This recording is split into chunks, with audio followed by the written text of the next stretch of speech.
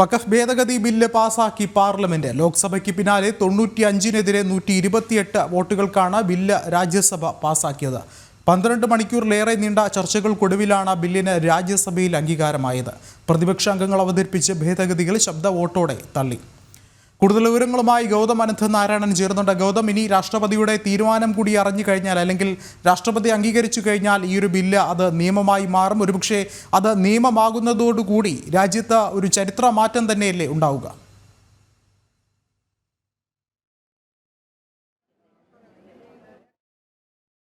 രാജ്യസഭയും കടന്ന് രാഷ്ട്രപതി ഭവനിലേക്ക് ഈ ബില്ല് എത്തുകയാണ്. മൂന്നാം നരേന്ദ്രമോദി സർക്കാരിൻ്റെ കാലത്തെ ഏറ്റവും സുപ്രധാനമായ തീരുമാനങ്ങളിലൊന്നായി ചരിത്രം ഈ വഖഫ് ഭേദഗതി ബില്ലിനെ അടയാളപ്പെടുത്തും എന്ന കാര്യത്തിൽ യാതൊരു സംശയവുമില്ല. 2019-ൽ രണ്ടാം നരേന്ദ്രമോദി സർക്കാർ അധികാരത്തിലേറുമ്പോൾ ഏതാണ്ട് ഒരു വർഷത്തിനകമാണ് പൗരത്വ ഭേദഗതി നിയമം നടപ്പാക്കിയത്. 2019-ലെ ഡിസംബർ മാസത്തിലെ ശൈത്യകാല സമ്മേളനത്തിൽ അന്ന് CAA നടപ്പാക്കി. മാത്രമല്ല, രണ്ടാം നരേന്ദ്രമോദി സർക്കാരിൻ്റെ ഏതാണ്ട് അധികാരമേറി 2 മാസങ്ങൾ കഴിഞ്ഞാണ് 2019 ഓഗസ്റ്റ് മാസത്തിൽ ജമ്മു കാശ്മീരിൻ്റെ പ്രത്യേക അധികാരം മരവിപ്പിച്ചത്.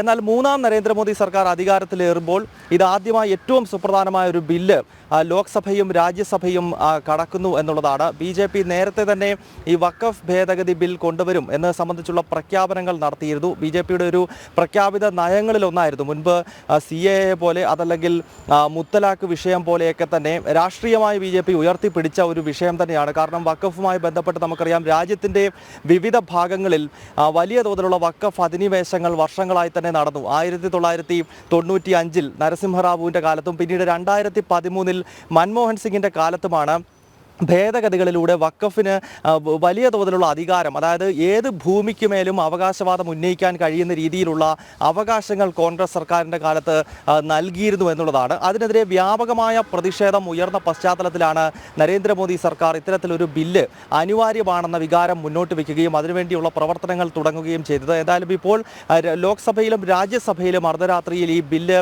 പാസ്സാക്കിയിരിക്കുന്നു. സ്വാഭാവികമായും രാഷ്ട്രപതിയുടെ അംഗീകാരവും വളരെ വൈകാതെ തന്നെ ലഭിക്കുന്നതോടെ രാജ്യത്ത് പുതിയ ഒരു ബില്ല് വഖഫുമായി ബന്ധപ്പെട്ട് വരുന്നു എന്നതാണ് ശ്രദ്ധേയമാകുന്നത്. വിഷ്ണു, ശരി, ഗൗതമാണ് വിവരങ്ങൾ നൽകിയത്.